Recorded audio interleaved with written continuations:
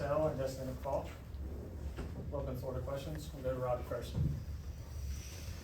Sam, such a great start of that game, coming out of the gates, firing, you get an 11-point lead. What did you feel like went wrong for y'all about midway through the second into the third quarter to let that one kind of get out of control, I guess, for South Carolina? Yeah, I think it started with, sometimes the whistle goes your way, sometimes it doesn't. I think we had 0 whistle calls for us in the second quarter, and they had several.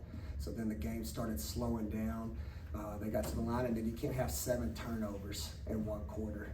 We talked about that. We value the ball. We know we've done so good, but we just had some dagger turnovers that allowed them to get some easy transition opportunities. And then the next thing you know, I think with 3 minutes or 3:30, if I can recall correctly, in the second quarter, now they got the lead for the first time, and then that's where the momentum changed. Hello, Sam. Sam, what do you just think is missing from this team overall to where you can kind of compete at this high level for all 4 quarters? Yeah, I don't think there's really anything missing. I really think you showed in the first quarter when you get 22-13, to me, on the #1 team in the country, that you have the pieces. Now it's just making sure that they handle it, all right? And this was my thing. I was writing I was doing radio, is you gotta make sure that, how we handle, we learn from this, defines our next mindset, who we can become as a team. Just focusing on self-improvement. If I can make sure each one of, and I got the talent to self-improve of where I'm making the turnovers or not trusting that extra +1 pass, if everybody can have that mindset, then our team gets better. So that's my message to them when we come back in 2 days. We'll go Robbie, then Jacob. Des, y'all flipped the script to SEC play, and you've had 2 really good performances off the bench. What have you tried to bring to the team when you've had your number called and gotten in the ball game? South Carolina is a team where the next 5 that they sub in could be a starting 5 at any school, and I believe it's the same for us. So just all about coming in with fresh legs, giving energy, giving what I can give, and trusting my teammates. Coach, not a big offensive game from Medina, but you seem to be playing good defense. What did you see from your post defense today? I just saw that, South Carolina was more committed on scoring on from the outside than the inside because of her presence. And when you asked me that question earlier, what are we missing? That's where I know I've got a guard play and a post play where if Medina alters shot, here comes Near, and then here comes Kayla. So it gives us a fighter's chance every single night. So, Medina just does all the little things. She never complains, right? For the ball. Yeah. We talked about how she leads the country in field goal percentage. So if anything, can we get her more touches? So just proud of her growth, proud of this one. Again, the teams that we're playing on this first month have a lot of returned experience.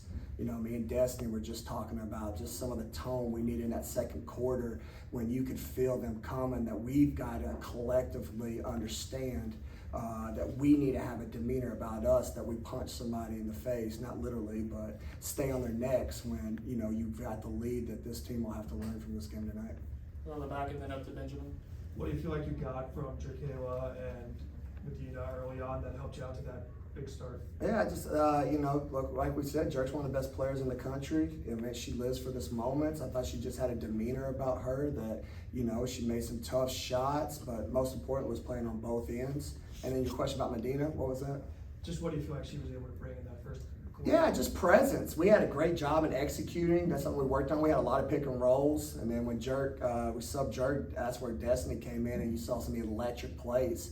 Jerk was really causing 2-on-1 drop passes. They changed their coverage, and then here comes Destiney making some unbelievable pick and roll layups and getting downhill where, again, that's a collective team effort.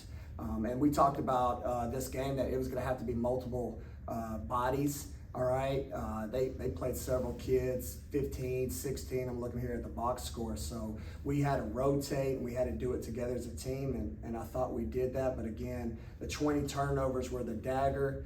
They scored 23 points, y'all, off our turnovers. That's game, kid. Yeah, that's it right there. Yeah, there's not much else to say. I thought the free throws wasn't that big of a deal. The rebounding was phenomenal, but yeah, you can't give the #2 team in the country 23 points off turnovers. We'll go Benjamin and wrap up with Jacob and Robbie. Destiny, when you're playing against a team of the quality of South Carolina and they're out there making a run? Is it tough to sort of stay in there mentally? It seemed like maybe things got a little bit hurried for you all. How was it just sort of just maintaining your head and staying calm when things were going that way? I mean, it's a game of runs. You know, we went on a run early, then they got their run. You know, you got to stay together. You know, that's all about. Like, you got to stay together. You got to play together. But you know, they got a lead. We went on their run. They went on their run, but we weren't able to just get back. But Coach, 2 straight tough losses to start SEC play, and Yeah.